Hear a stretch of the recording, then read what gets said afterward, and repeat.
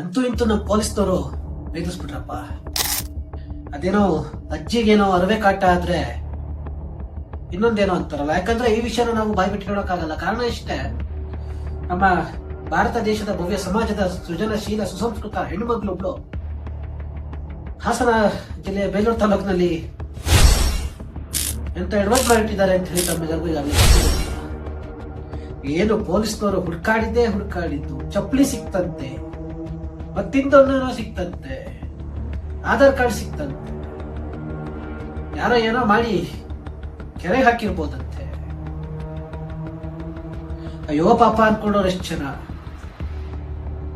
ಪೊಲೀಸ್ನವರು ತಡ್ಕಾಡಿ ಪಡ್ಕಾಡಿ ಹಗ್ಲು ರಾತ್ರಿ ಅಂದಲೇ ಹುಡುಕಾಡಿದ್ದೆಷ್ಟು. ಆದ್ರ ಮಹಾತಾಯಿ ಎಂದಲೇ ಇನ್ನೇನು ಬೇಕು ಆ ಮಹಿಳೆಗೆ. ತನ್ನ ಬಾಯ್ ಫ್ರೆಂಡ್ ಜೊತೆಗೆ ಕುಣಿಗಳಂತಗ್ಲಾಕೊಂಡಿದ್ದಾರೆ. ಏನ್ರಿ ಎಲ್ಲಿಗೆ ಬಂದು ನಿಂತ್ಕೊಂಡ್ರಿ ನಮ್ಮ ಸಮಾಜ? ಒಂದ್ ಕಡೆ ತನ್ನ ಬಾಯ್ ಫ್ರೆಂಡ್ ಜೊತೆ ಹೋಗೋಕ್ಕೋಸ್ಕರ ತನ್ನ ಗಂಡನ ಮೇಲೆ ಸುಳ್ಳು ಆರೋಪ ಹೊರಿಸಿ ಪೊಲೀಸ್ ಸ್ಟೇಷನ್ ಕಂಪ್ಲೇಂಟ್ ಕೊಟ್ಟು ಹೋಗೋರು ಒಂದ್ ಕಡೆ ಆದ್ರೆ, ಹೀಗೆ ಕಿಲಾಡಿ ಲೇಡಿ ಅಂತಾನೆ ಹೇಳ್ಬೋದೇನು. ಮದ್ವೆಗೆ ಹೋಗ್ತೀನಿ ಅನ್ನೋ ನೆಪ ಮಾಡಿಕೊಂಡು ಲಕ್ಷಾಂತರ ರೂಪಾಯಿ ಆಭರಣಗಳನ್ನು ಹಾಕೊಂಡು ಗಂಡನಿಗೆ ಪುಸ್ಲಾಯಿಸಿ ಮದ್ವೆ ಮುಗಿಸ್ಕೊಂಡು ತಾಯಿ ಮನೆಗೆ ಹೋಗ್ತೀನಿ ಅಂತ ಹೇಳಿ ಬಟ್ಟೆ ಬದಲಾಯಿಸ್ಕೊಂಡು ನಾನು ವಾಪಸ್ ಊರಿಗೆ ಬರ್ತಿದ್ದೀನಿ ಅಂತ ಫೋನ್ ಮಾಡಿ ಗಂಡನಿಗೆ ತಿಳಿಸಿ ಏಕಾಏಕಿ ಫೋನ್ ಸ್ವಿಚ್ ಆಫ್ ಆಯ್ತು, ಹೆಂಡತಿ ನಾಪತ್ತೆ ಅಂದ್ರೆ ಆ ಗಂಡನ ಪರಿಸ್ಥಿತಿ ಏನಾಗ್ಬೇಕ್ರಿ?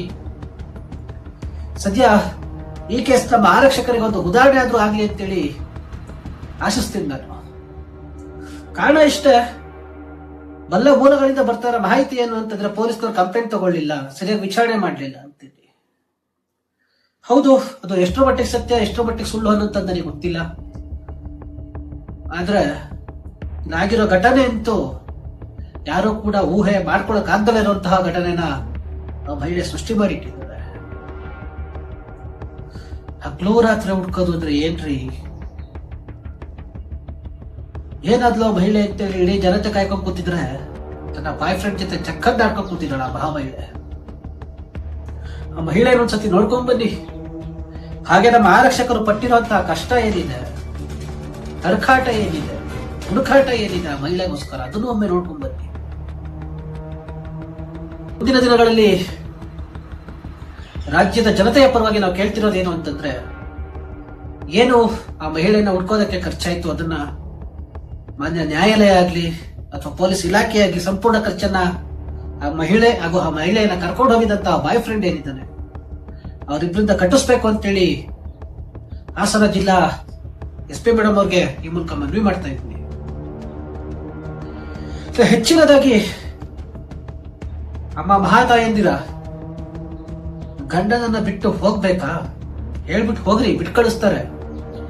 ಈ ರೀತಿ ಹಿಂಸೆ ಕೊಟ್ಕೊಂಡು ಪೊಲೀಸ್ನವ್ರಿಗೂ ಹಿಂಸೆ ಕೊಟ್ಕೊಂಡು ಈಗಾಗಲೇ ಒಂದ್ ರೀತಿ ಹಿಂಸೆಯನ್ನ ಪೊಲೀಸ್ನವ್ರು ಈಗಾಗಲೇ ಅನುಭವಿಸ್ತಾನೆ ಇದ್ದಾರೆ.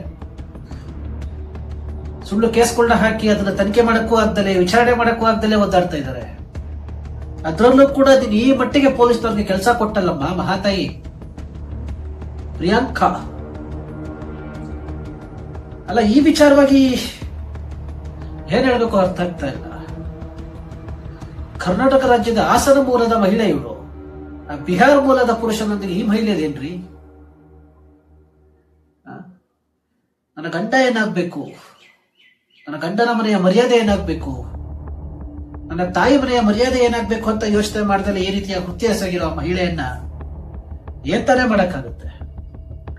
ಹೆಚ್ಚಿನದಾಗಿ ಒಂದು ಊಹೆ ಮೂಲಕ ತಿಳಿಸೋದೇನು ಅಂತಂದ್ರೆ, ಈ ಪೊಲೀಸರ ವಿಚಾರಣಾ ಸಮಯದಲ್ಲಿ ಆ ಮಹಿಳೆ ಸದ್ಯ ನನ್ನ ಗಂಡ ನನಗೆ ಹಿಂಸೆ ಕೊಡ್ತಾ ಇದ್ದ, ನನ್ನ ಅತ್ತೆಯವರಿಗೆ ಹಿಂಸೆ ಕೊಡ್ತಾ ಇದ್ರು, ನನ್ಗೆ ಏನ್ ಮಾಡ್ಬೇಕು ಗೊತ್ತಾಗ್ಲಿಲ್ಲ. ಆ ಸಮಯದಲ್ಲಿ ಈ ಡೇವಿಡ್ ಅನ್ನೋ ವ್ಯಕ್ತಿ ನನಗೆ ಪರಿಚಯ ಆದ, ನನ್ನ ಜೊತೆ ಕರೆದ, ನಾನು ಹೋದೆ, ನನ್ನ ಗಂಡನ ಮೇಲೂ ಕ್ರಮ ಜರುಗಿಸಿ ಅಂತೇಳಿ ಹೇಳ್ದಲ್ಲೇ ಇದ್ರೆ ಸಾಕು.